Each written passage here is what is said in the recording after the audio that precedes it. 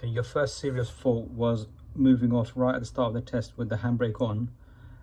A lot of people make this mistake, but they tend to realize they've got the handbrake on and put it down and carry on driving, and it just ends up as a minor fault.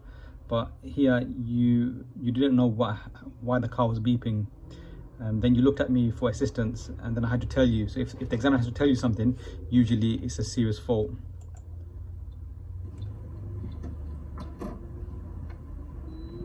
You hear the beeps.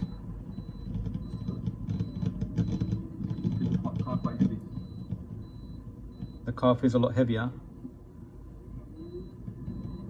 Still beeping. Then I had to tell you, you got the handbrake on. So the examiner will give you as much time as they possibly can for you to rectify the problem. But if you can't and they have to tell you, then it's usually a serious fault. Now here you were turning right, you gave the signal, and then you turned to move into the middle lane, and your signal turned off when you straighten up the wheel. You have to remember to put it back on again if it turns off. So I'll put this down as a minor fault because it didn't really affect anyone else. So it's a minor fault. Put your signal back on if it turns off. Okay, now here you were asked to pull over on the left in a safe place. This road is quite long. There's loads of spaces on the left, but you pulled up straight away on the double yellow line here. This usually results in a serious fault from what I've seen with the way examiners mark. So remember, don't pull up on double yellow lines if there are better spaces available further ahead. So then once I told you we can't stop here, it's a double yellow line, you drove on, and then the next place you pulled up on was in front of a dropped curb. So I put this down as a minor fault. So the double yellow line I put down as a serious fault, and you pull up in front of a dropped curb, which I put down as a minor fault. So the lesson here is you don't need to pull up straight away.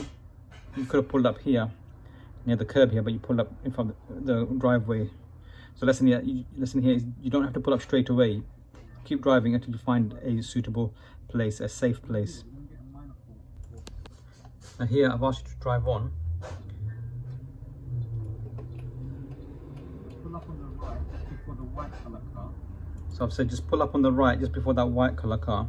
So you've got plenty of time and space. No cars coming from ahead. You've got plenty of time to move into the parking space on the right and drive it along the parking area until you get in behind the white car. But you left it very late to move in to the parking area on the right hand side, and then you just couldn't pull up close enough to the curb. You left the car at an angle and you pulled up really far away. So here I reckon you'd get a serious fault for your steering. Okay, so it'd be a fail, it'd be a serious fault for steering. You pulled up way too far from the curb. Now the next minor fault, we've pulled up on the right to reverse back for a couple of car lengths. You've gone back the entire 2 car lengths with your handbrake on. So you've not realized the handbrake's on. The car is going to feel heavy. I put it down as a minor fault as it wasn't dangerous, but it's a fault. You haven't realized your handbrake's on going backwards. At this roundabout, we were following the sign for Chingford Mount, so that's the second exit to your right.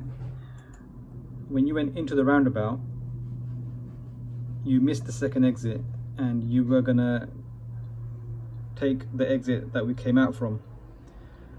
So I just stopped you there and asked you to keep going round so that we don't go the wrong way. Now, I didn't put this down as a fault. So we just passed the first exit. This is Chingford Mount. This is the exit, Chingford Mount here. This is the second exit. You should be taking this exit, but you went round. So I didn't put it down as a fault because it doesn't really matter if you go the wrong way. But it can annoy the examiner. You want to really avoid going the wrong way as much as you can. But it's not a fault. I didn't put it down as a fault. Just something for you to see and think about why you missed the second exit. Now your next serious fault is the amount of space that you've not given to the car coming from ahead. So you see here, the car coming from ahead is really tight.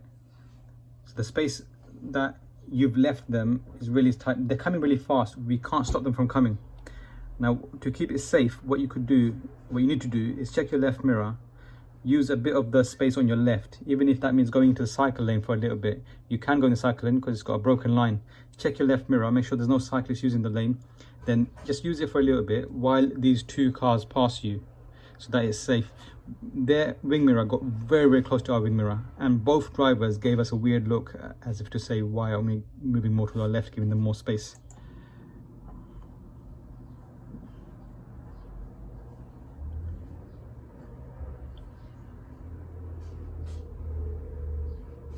So if it's quite tight, they're going to be using a bit of your lane. You need to be moving into that cycle lane if it's safe, to keep it safe. Okay, now here I've asked you to pull over on the left. Don't worry about the driveway. Now you've pulled in, you've not checked your left mirror. Now you've checked your left mirror after pulling in. There's no point. If there was something there, you're already going to hit it. So you must check your left wing mirror before you pull in to the gap.